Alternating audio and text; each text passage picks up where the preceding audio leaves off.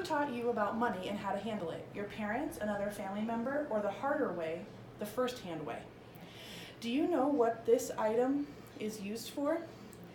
It's a check register, a dying tool used to help track outgoing and incoming transactions on your checking account. As a personal banker on a daily basis, I am having conversations with college-age students or slightly higher in age about how lending and money handling works and how to use it to benefit them. There are also times where I'm helping young adults on how to get themselves out of negative situations, such as collections or maxed out credit cards. This is why we need credit counseling and money handling in schools to set our young generations up for success. Now let's begin with how to handle money, or how money is currently being taught in schools. According to Janelle Montel in the news article from the Washington Post from 2014, only 22 states require students to take an economics class before they graduate high school. In her article, she quotes Richard Cordray, the Director of Consumer Financial Protection Bureau. We have watched too many young Americans struggle to manage their affairs within our complex financial system. Financial education in our schools is critical in financial well-being for future generations.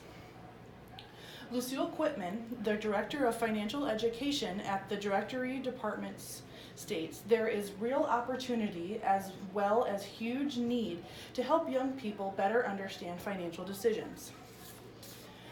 One report in 2013 by the Federal Reserve found that people in the states that mandate financial teachings had higher average credit scores by the time they were 22 than people from similar states that didn't require these courses. And they're also less likely to default on their credit cards. Now let's briefly talk about the mistakes young people make right away with money handling and credit. Letting bills go to collections and maxing out credit cards. According to Experian, which is the largest of the 3 credit bureaus, credit utilization is of the amount outstanding balance on their credit cards divided by the sums of each credit card limit. A rule of thumb is 35% or less of utilization will put you in a great place. A collection is a bill that a company which has unsuccessfully tried to collect their debt sells the bill to an agency and they will now try to collect from you. According to Credit Karma, these collections can greatly hurt your credit score and can impact your future financial plans. For example, to be denied for a credit card or a loan.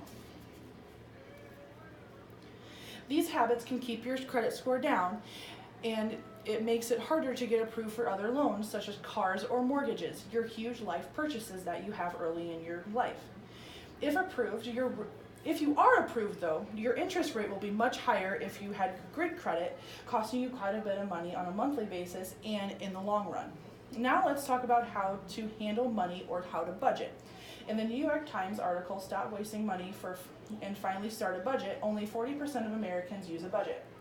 On the Federal Student Aid official website, making a monthly budget while in school will benefit you in your life changes. By simply writing down your income and monthly expenses, you can help with your overall spending, credit card usage, and financial stress. You are able to see what amount you have left over or your fund money for your expenses while the important bills are still being paid on time. Too many younger generations don't know what terms and tips while coming out of high school are going to help them with going to college and finding a job. These would be extra beneficial for them to know, since they are getting thrown right into student debt and credit card offers and monthly expenses right away for being on their own and not depending on their parents. This is why it should be mandatory for schools to teach students credit counseling and money handling before going out into the real world after high school. Good. Very good. Hit the red button.